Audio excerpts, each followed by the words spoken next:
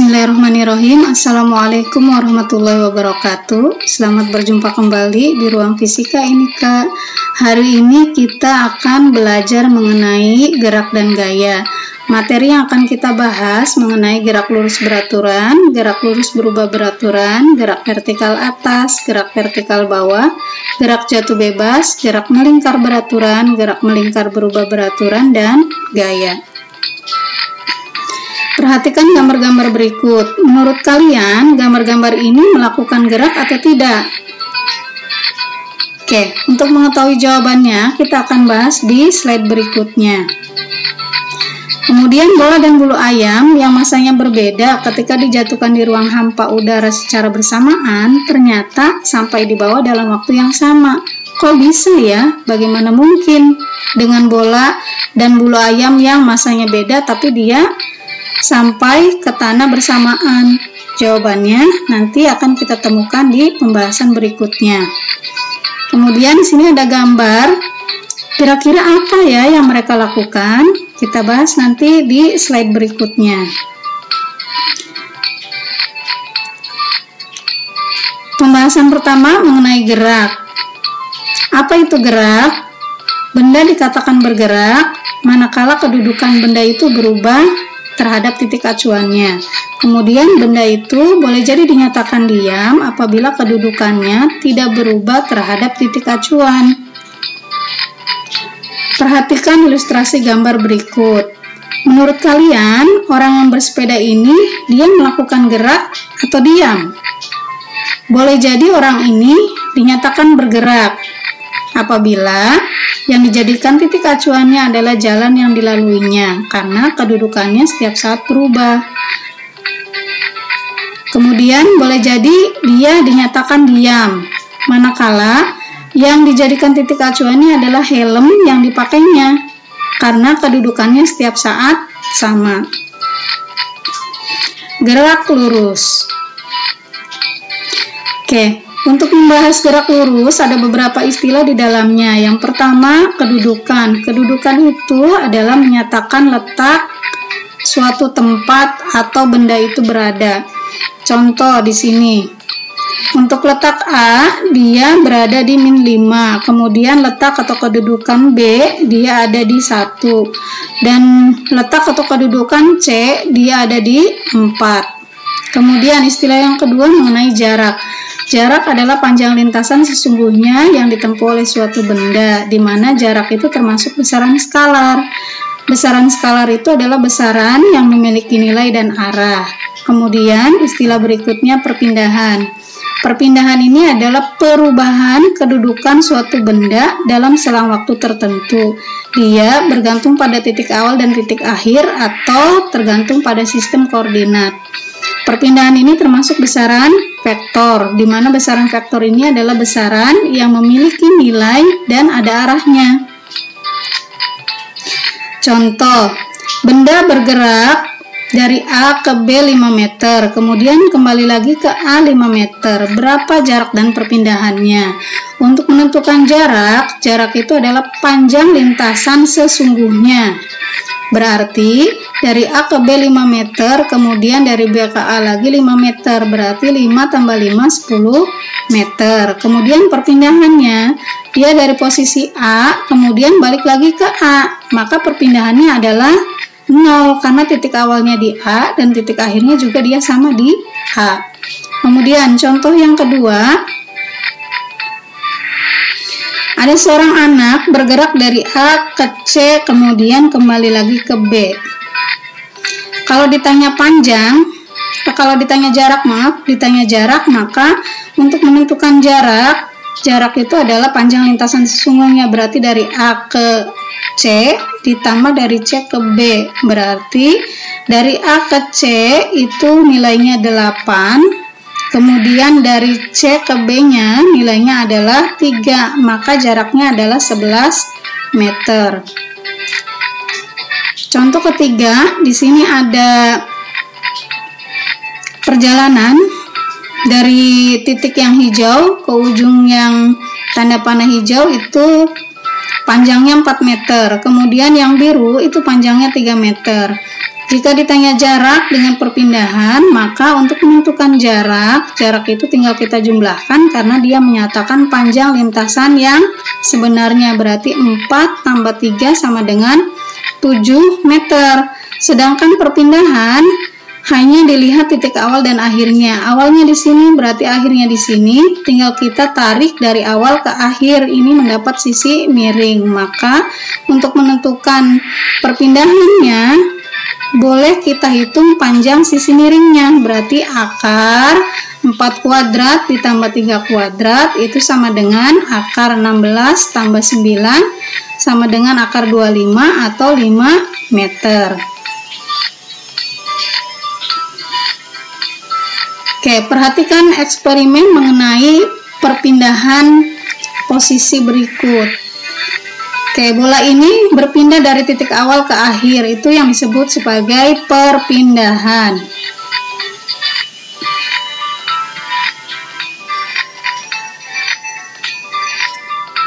Oke, perhatikan gambar berikut. Di sini ada mobil, letak awalnya di A, di mana dari A ke C itu nilainya 8 meter, kemudian dari B ke C nilainya 12 meter.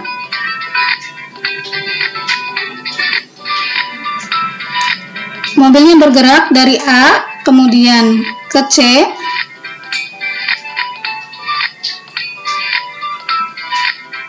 kemudian dia menuju B. Berapa perpindahan mobil di atas berarti? Ingat tadi dia bergerak dari A, dari posisi A, kemudian ke C, terus terakhirnya di B. Maka posisi awalnya di A, yang terakhirnya di B. Tinggal kita hitung posisi awal dengan akhir saja. Jika dari A ke C 8 meter, kemudian dari C ke B nya 12 meter, maka perpindahannya adalah 12 dikurangi 8, jadi 4 meter. Kemudian, jika si mobilnya kembali lagi ke A, jadi sekarang berapa perpindahannya? Jika dia balik lagi ke A, kalau awalnya di A, balik lagi ke A, maka perpindahannya adalah 0. Oke, istilah berikutnya kelajuan. Perhatikan gerakannya. Ketika mobil bergerak, jarum speedometernya ikut bergerak. Nah, angka yang ditunjukkan di jarum speedometer ini yang disebut sebagai kelajuan.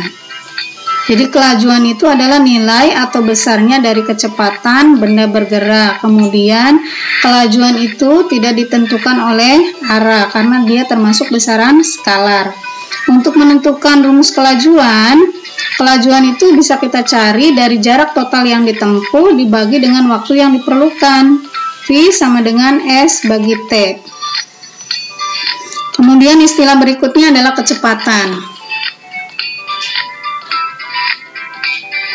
Perhatikan gerakan dari anak tersebut. Anak tersebut bergerak dari posisi A, kemudian ke B, ke C, kemudian terakhir di D. Nah, berapa kecepatan yang ditempuh sama anak tersebut? Maka untuk menentukan kelajuan atau kecepatan, ingat yang namanya kecepatan itu sama saja dengan besarnya nilai dari kelajuan. Untuk menentukan kecepatan rata-rata, tinggal perpindahan dibagi dengan waktu. Oke, di sini diketahui cara menentukan kelajuan rata-rata. Ingat kelajuan itu jarak total yang ditempuh dibagi dengan waktu yang diperlukan. Jarak total di sini berarti dari A ke B 200, kemudian dari B ke C 100, dari C ke D 200. Jadi jarak totalnya adalah 500. Waktu tempuhnya di sini katanya 100 detik. Berarti tinggal 500 meter dibagi 100 detik. Jadi untuk kelajuan rata-ratanya adalah 5 meter per detik. Sedangkan kecepatan itu perpindahan dibagi waktu yang diperlukan. Perpindahannya berarti tinggal dari posisi A ke posisi B. Dia nilainya adalah 100. Berarti 100 dibagi waktu 100. Jadi kecepatan rata-ratanya adalah 1 meter per detik ke arah D. Nah, percepatan rata-rata. Untuk menentukan percepatan rata-rata itu tinggal perubahan percepatan dibagi dengan selang waktunya saja. Kayak ini di sini ada triangle velocity dengan acceleration untuk memudahkan kalian dalam memahami atau merubah rumus. Untuk kecepatan, kalau yang ditanya V, maka rumusnya adalah S bagi T. Kalau yang ditanyakannya S, tinggal V kali T. Kalau yang ditanyakannya T, maka S bagi V. Kemudian di sini untuk percepatan, jika yang ditanya percepatan, rumusnya V bagi T. Kalau yang ditanyanya T, maka rumusnya V bagi A. Kemudian jika yang ditanyanya V, tinggal A kali T. Gerak lurus beraturan atau GLB. GLB itu adalah gerak lurus dengan kecepatan tetap atau tanpa percepatan. Nilai A-nya sama dengan 0. Persamaan yang dipakai di GLB yaitu V sama dengan S per T atau S sama dengan S0 ditambah V dikali T. Kemudian gerak lurus berubah beraturan. Gerak lurus beraturan itu adalah gerak pada lintasan lurus tapi percepatannya tetap. Di mana percepatan tetap ini diperoleh karena nilai V-nya berubah secara beraturan. Persamaan yang dipakai di GLBB itu yang ini ya, ada VT. VT itu kecepatan akhir sama dengan V0 kecepatan awal plus min dikali A kali T. A itu percepatan, T itu waktu. Kenapa di sini ada plus, ada min? Plus min ini menyatakan bahwa GLBB itu dipercepat atau diperlambat. Ketika dia dipercepat, maka rumus yang kita gunakan adalah yang plus. Jika diperlambat, maka rumus yang digunakan adalah yang min.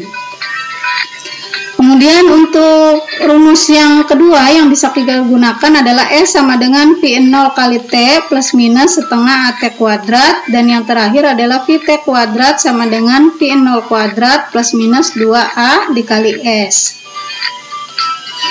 Contoh GLBB dan GLB.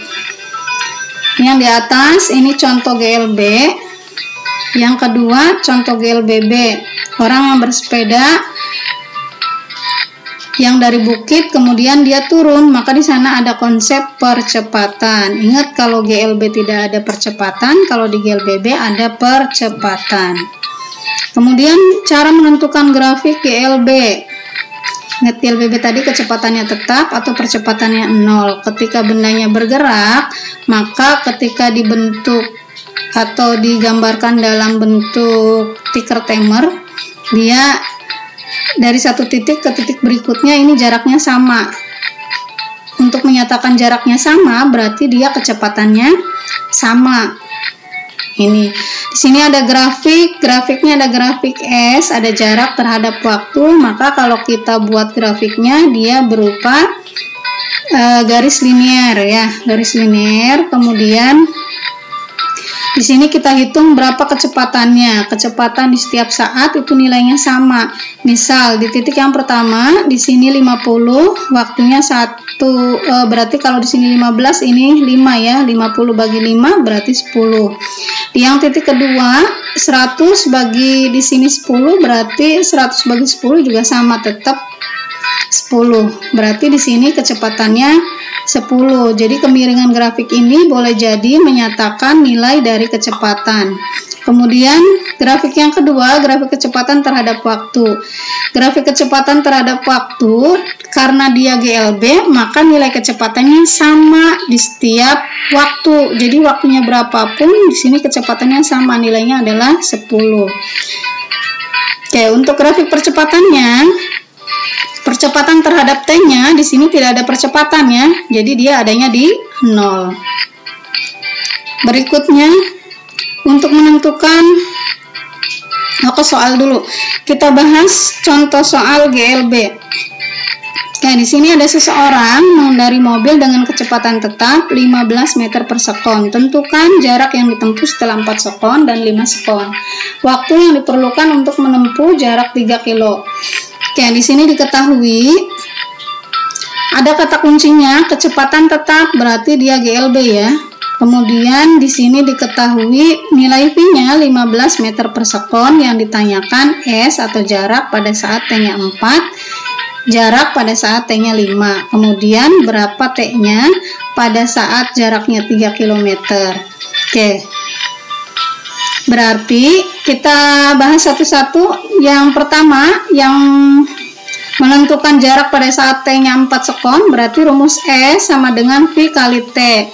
V-nya 15, T-nya berarti di sini masukkan 4, berarti 15 kali 4 berarti 60 meter. Sedangkan untuk yang kedua, untuk menentukan jarak pada saat T-nya 5 sekon, berarti V kali T, 15 kali 5 sama dengan 75 meter. Kemudian yang B, jika ditanyanya waktu, maka rumusnya berarti S bagi V. S-nya 3000 meter, kemudian dibagi dengan 15 bagi kecepatannya. Jadi jawabannya adalah 200 sekon. Oke. Berikutnya mengenai grafik GLBB.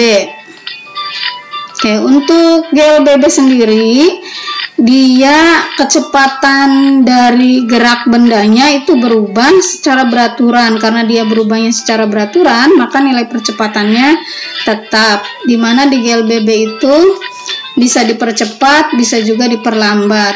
Ini contoh tetesan oli atau yang dimunculkan di ticker timer. Jadi ketika dia GLBB diperlambat, maka dari yang jaraknya tadinya terlalu jauh jadi makin rapat. Sedangkan yang GLBB dipercepat, dari tadinya makin rapat dia makin renggang. Nah, untuk menentukan grafiknya, di sini ada grafik jarak terhadap waktu, grafik jarak terhadap waktu. Untuk yang di GLB itu dia berupa garis linier, sedangkan kalau yang di GLBB dia bentuknya berupa kurva. Kenapa? Karena nanti di persamaannya kan tadi ada kuadratnya, jadi bentuknya kurva. Kemudian untuk grafik kecepatan terhadap waktu, karena kecepatannya berubah secara beraturan, maka dia bentuknya berupa garis lurus atau linier, tapi bukan dari 0. Di sini ada kecepatan awal.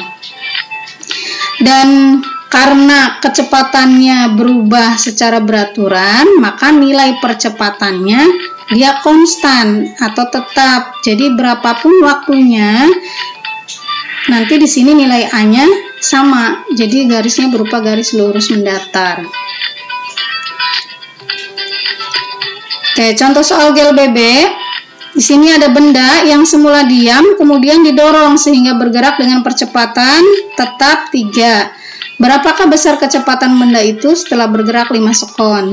Jadi ketika bendanya dia diam, maka kecepatan awalnya adalah 0, percepatan yang dimilikinya adalah 3, kemudian waktunya adalah 5 sekon. Nah, ciri GLBB itu ada percepatan. Jadi untuk menentukan kecepatan benda setelah 5 sekon, itu adalah VT, kecepatan akhir ya.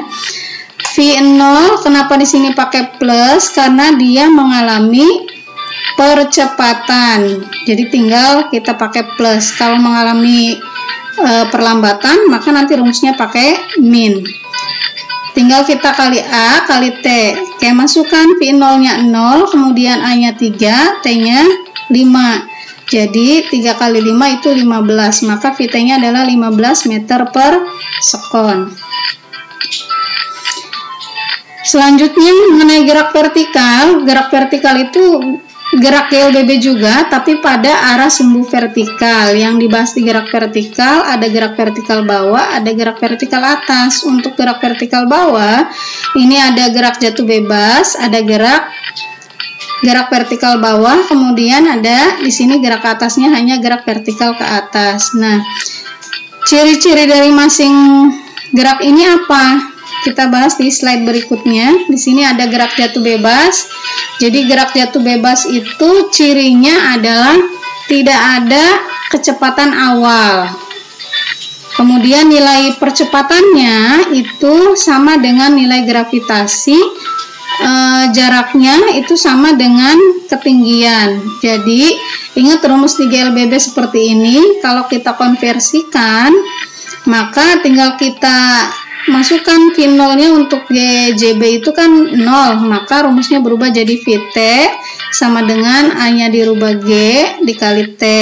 Kemudian rumus yang ini juga sama, ini V0 kali T-nya 0, berarti tinggal H, S-nya dirubah H sama dengan setengah A-nya kali G, A-nya dirubah G, kemudian kali T kuadrat. Atau jika yang ditanyakannya T, maka rumusnya tinggal kita akarkan 2H bagi G.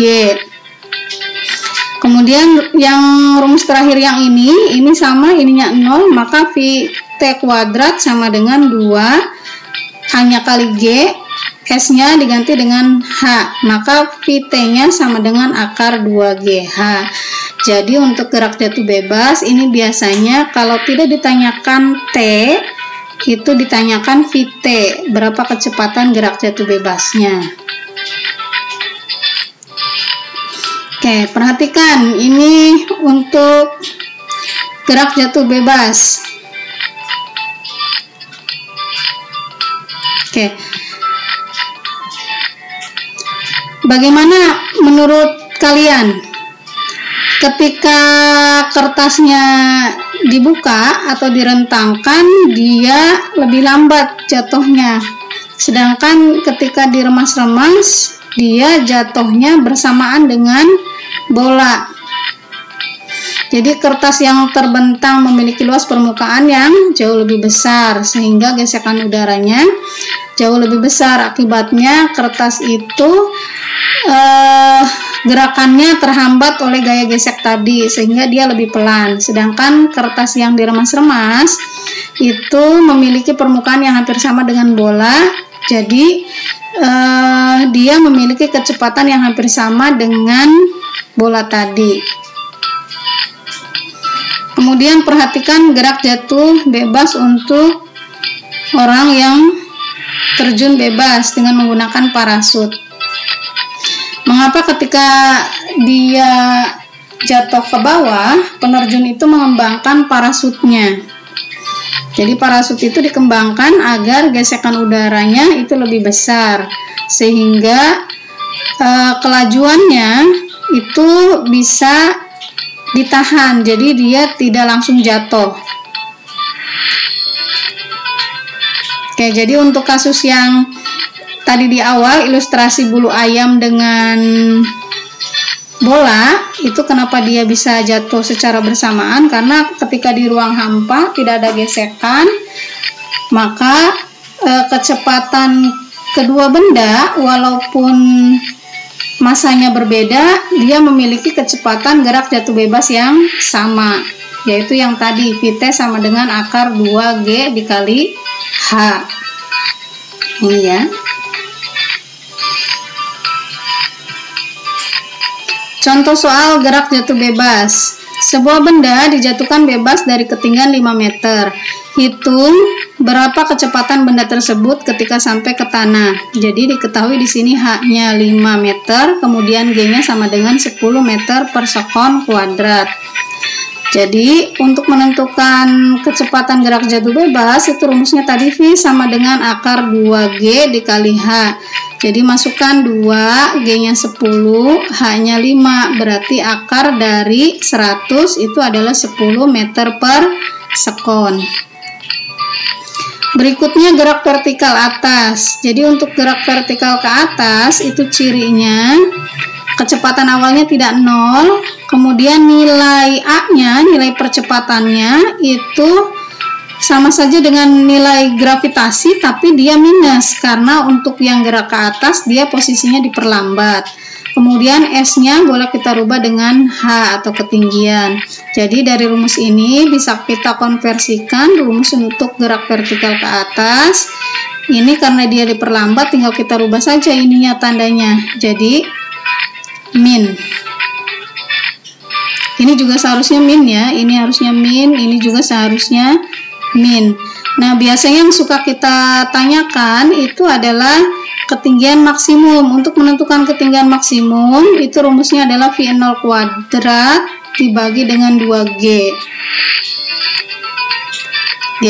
Contoh soal gerak vertikal atas. Sebuah benda dilempar ke atas dengan kecepatan 60 meter per sekon dalam selang waktu 2 sekon. Berapa ketinggian yang ditempuh benda tersebut? Jadi diketahui kecepatannya adalah 60 meter per sekon, kemudian G-nya 10, T-nya adalah 2 sekon. Jadi rumusnya adalah untuk menentukan ketinggian H sama dengan V0T. Ingat di sini minus karena dia gerak vertikal atas itu diperlambat, berarti min dikali setengah G T kuadrat. Masukkan V0-nya adalah 60, kemudian T-nya 2, min setengah, gravitasinya 10, T-nya 2 dikuadratkan. Ini 2 dikuadratkan 4, berarti 4 kali 10, 40 bagi 2, berarti kan 20. 60 kali 2-nya 120, berarti 120 kurangi 20 adalah 100 meter. Nah, untuk gerak vertikal bawah, itu contoh soalnya sama dengan gerak vertikal ke atas, cuma nanti rumusnya jadi positif, karena untuk yang ke bawah dia dipercepat. Nah, ini rumusnya yang ke bawah jadi dipercepat ya. Tinggal ganti rubah itu saja. Oke, materi selanjutnya mengenai gerak melingkar. Gerak melingkar itu ada gerak melingkar beraturan dan ada gerak melingkar berubah beraturan. Sama halnya dengan gerak lurus. Jadi untuk gerak melingkar beraturan itu kecepatan sudutnya tetap. Kalau gerak melingkar beraturan, percepatan sudutnya 0.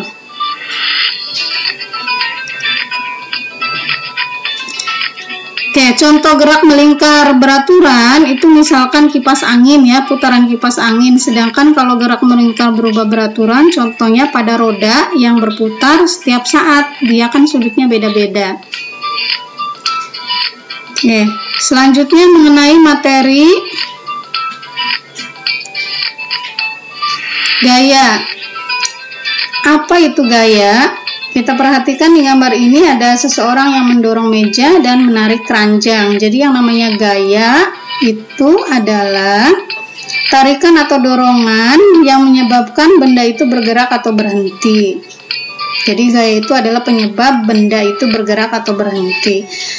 Nah, di gaya ini mengenai gaya dengan gerak ada hukum Newton, ada hukum 1 Newton, hukum 2 Newton, dan hukum 3 Newton. Hukum 1 Newton itu menyatakan bahwa jika resultan gayanya tidak ada atau 0, maka benda yang tadinya bergerak akan tetap bergerak, atau yang tadinya diam akan tetap diam.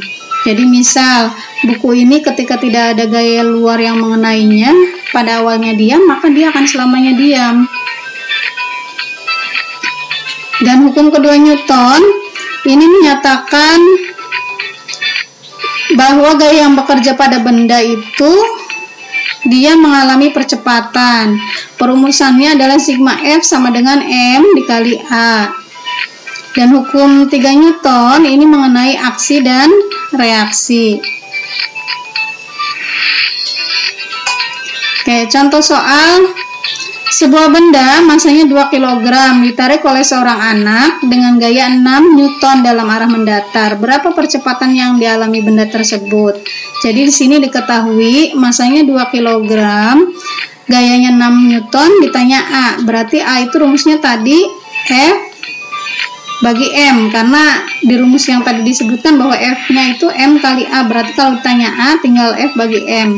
F-nya 60, M-nya 2, berarti percepatannya adalah 30 meter per sekon kuadrat.